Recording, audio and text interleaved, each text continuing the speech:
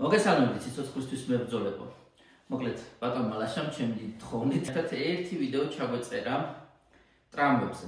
მოკლედ, დავიწყოთ ხიმაჯის ტრამვის შემთხვევა. ამ შემთხვევაში, ამ ჩვენს პატარა ტრამვის ნაკრებში ეს არ ეტევა, მაგრამ დიდი ჩანთიდან დავისესხებთ, გავშლით.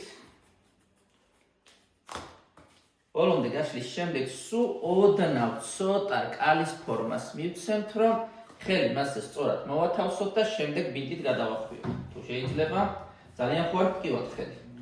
ხელი ვცდილობთ რომ შევახვიოთ, რაც შეიძლება.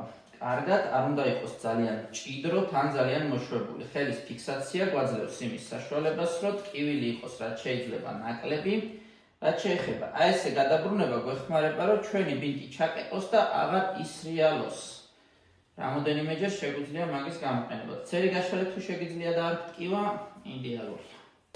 მოვჭრი მაგას ახლა. კარგი.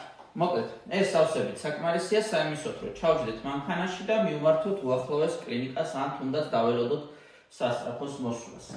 მეორე ვარიანტი გამიხილოთ იდაყვის ტრამვა. ამას ბარემ დადებულს ვედავტოვებთ. იდაყვის ტრამვისთვის ჩვენს ნაკრებში არის აი ესეთი პატარა ძალიან მსუბუქი სამკუთხედი ნაჭერი. რას აკეთებს ის? ეს გამოდგება მხრის ფიქსაციისთვის, როდესაც გავშლით, აი ესეთ საკმაოდ დიდ სამკუთხედად გადაიქცება. მოვაბრუნებთ, რომელ მხარესაც არის ხელი, გავატარებთ ნაწილს ხელის ქვეშ და მოვახდენთ კისერთან მის ფიქსაციას. ეს სამკუთხედი უნდა იყოს დაახლოებით ესე ცოტა ოდნავ ჩემსკენ. მეორე ნაწილს გადავატარებთ პაციენტს კისერზე, უკან მას გავყვანძავთ და აი ამ დარჩენილ კუთხეს ისე რომ იდაყვი დაფიქსირდეს, მოვახდენთ ხელის ქვეშ ფიქსაციას.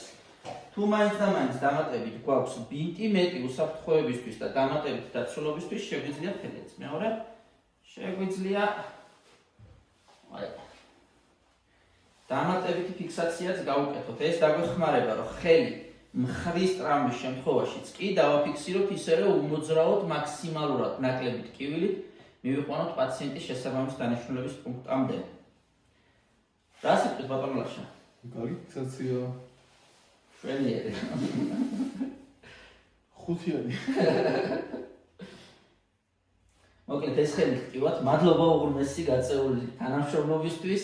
მე იმედი მქონდა რომ ბატონი ლაშა ჩემზე მეც ისაუბრებდა, იმიტომ რომ ბევრად გამოცდილია, თუმცა ამაზეც რომ დამთანხმდა, მაგისთვისაც ძალიან დიდი მადლობელი ვარ.